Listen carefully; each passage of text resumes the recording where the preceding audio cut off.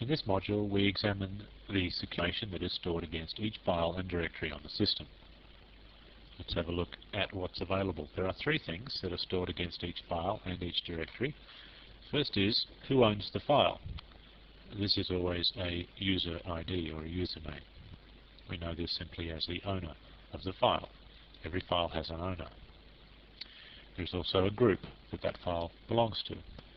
And what that means is that all members of that particular group have a particular set of permissions over that file, and no members of any other group have any permissions over that file. And thirdly, there are a set of permissions that various parties have to access the file. We are going to learn more about the permissions in much greater depth in this chapter, including this module.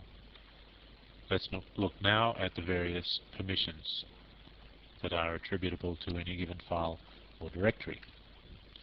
And there are three sets of these. Three sets of permissions, each file.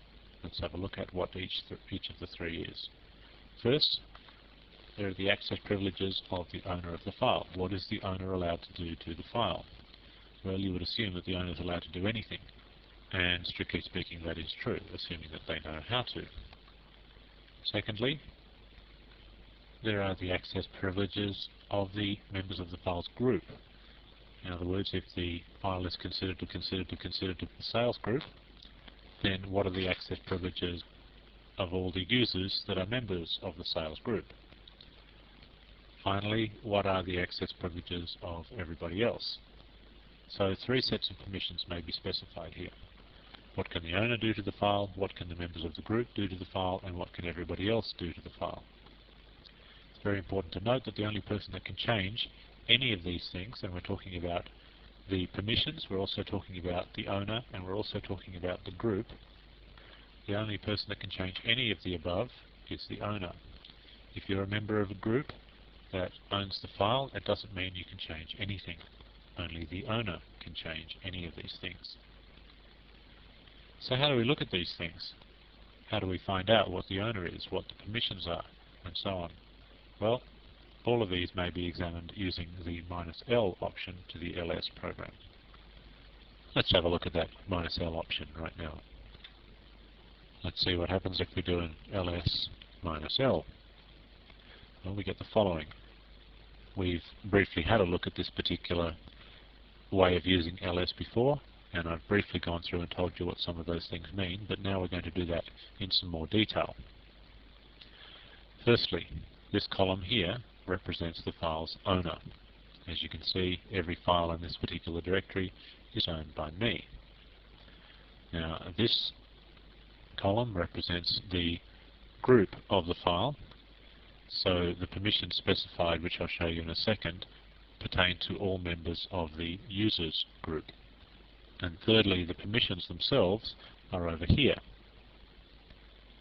That's what all these R's and W's and dashes and X's are all about.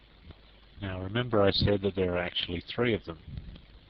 Three sets of permissions for the owner, for the group, and for everybody else. Well, there are actually 10 spaces along here, 10 spots where letters can go. The first one has nothing to do with permissions at all. That's the file type. Notice that D is for a directory and dash is for a regular file. But the other 9 are for the three groups that we were talking about, the three sets of permissions. So the first 3 are for the owner, the second 3 are for the group, and the third 3 are for everybody else. So for example, we have an R, W, and a dash for the owner of this file, which is mVirtue. We have an R, a dash, and a dash for the group called users. And then we have an R, a dash, and a dash for everybody else. Everyone who's not called mVirtue and everybody who's not a member of the users group.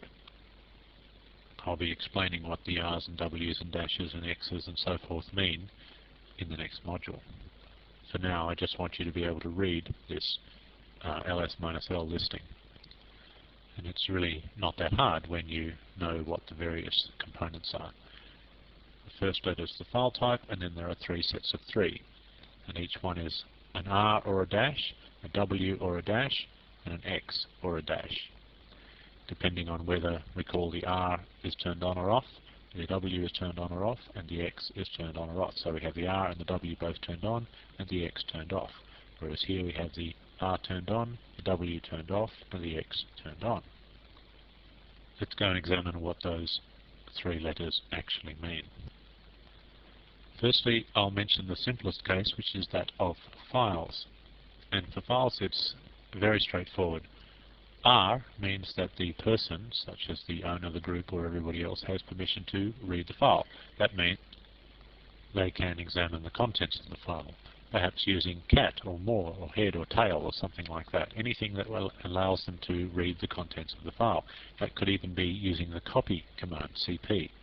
Obviously you can't copy the file if you can't open it up and see what's inside it. Then the W command means that you can modify or write the file. We haven't looked at any commands yet that will modify files, but a good example might be the text editor. So you could open up a text file, make some modifications to it using the editor and save those changes. But you would not be able to do that if you did not have write permission available to you. Finally, the X permission means that you can execute the file. Now that only makes sense if the file is a program, either a binary program or a shell script. It's possible to set the X permission for any other type of file, such as a text document or something similar, but it makes absolutely no sense to do it and doesn't give you any benefit. Unix may attempt to run the file, but will quickly realize that it is not a program and not execute it at all. Now those three permissions, R, W and X, mean completely different things when talking about directories. For R, when you're talking about directories, that means it enables you to view the contents of the directory. In other words, you can do things like do an ls on the directory. Ls obviously lists the names of the files in that directory, which, if you like, you might call the contents of the directory. Now the most important one, I guess, is the W permission. Can you create or delete files in the directory? Now I've got to stress something. It's absolutely critically important that you understand this. If you've got a given file, that file may not be able to be modified because the W thing might be turned off. But that file may be able to be deleted because the W thing is turned on for the directory that the file is sitting in. So if you want to protect a file, turning off the W bit is not enough. You also need to turn off the W bit for the directory. Now we're going to talk about that in the last module of this chapter. I'm going to show you a serious security loophole in Unix security. It's only serious because most people don't know about it. So they're not aware that they're leaving themselves with a security risk. Finally, the execute permission means for a directory that you can actually go there. Using, say, CD, you can access the directory. Let's try a few examples now. Here's our list of files again. Now, clearly I will be able to examine the contents of user.list.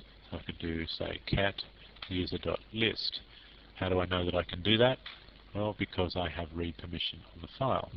So there is the contents of user.list. Do an ls -l again. Now I've got a file here that I don't have permission to read, which is called another.txt. So I'll do that now. Sorry, cat, that file. Another.txt. And that's permission denied. I'm not allowed to examine the contents of that particular file. Now when it comes to directories, am I allowed, for example, to examine or even go to the contents of, say, home/avon? So I can go, but can I examine solid? Let's have a look. No, permission denied. So I would assume then that the X permission is turned on for the home Avon directory, but the R is turned off. Now which one of the three? Owner, group or others? Well, that would be group, because I'm a member of the same group as Avon. So if this entry here was the home Avon directory, then the X bit would be turned on and the R bit would be turned off. That particular, the middle one, the one relating to groups. And like I mentioned at the beginning of this chapter, the root user is the user that never sees the words permission denied.